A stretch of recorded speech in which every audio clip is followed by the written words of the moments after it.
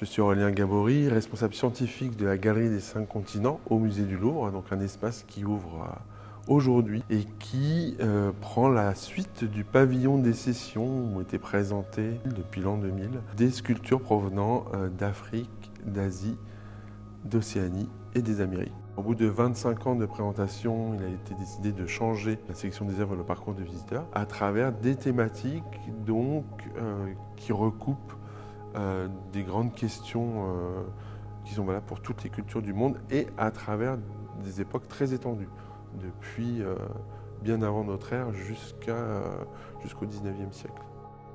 Bien sûr, on ne pouvait pas présenter dans cet espace tout ce qui était déjà exposé. Donc on a enlevé une partie des collections non européennes pour rajouter des pièces européennes. On a regardé des grands ensembles de ce qu'il y avait, à la fois au Louvre et ici pour les collections du musée du Quai Branly en particulier.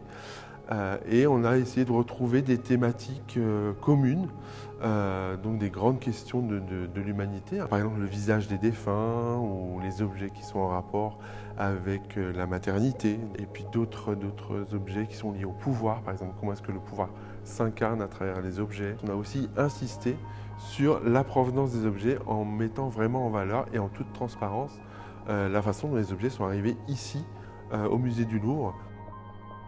J'espère qu'on a du plaisir à regarder les objets. On a essayé de renouveler la façon dont on regarde les objets, l'objet lui-même et en rapport avec les autres pièces qui sont présentées ou dans la même vitrine, puisqu'on a des vitrines partagées avec le musée du Louvre, on a des vitrines avec des objets du musée Guimet, etc. et bien sûr du musée du Quai Branly. Je peux citer des objets qui étaient très importants au pavillon des sessions et très spectaculaires pour certains d'entre eux. Par exemple la tête Moai de l'île de Pâques, qui auparavant était dans le parcours et qui maintenant accueille le visiteur, donc avec beaucoup de majesté. On voulait vraiment un objet qui marque l'entrée de ce nouveau parcours. Autre nouveauté, cette sculpture qui était présentée sur le plateau des collections du musée du Quai Branly, alors qui nous permet dans la salle consacrée aux croyances et aux rites d'évoquer les esprits, et en particulier ici les esprits de l'eau.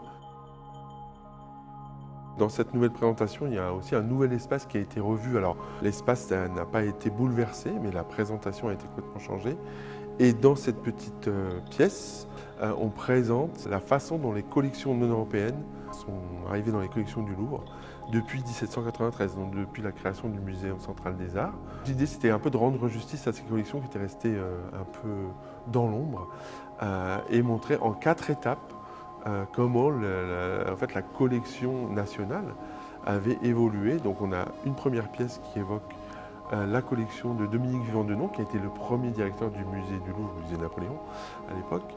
Et puis une autre pièce qui évoque l'archéologie coloniale avec le 19e siècle, bien sûr.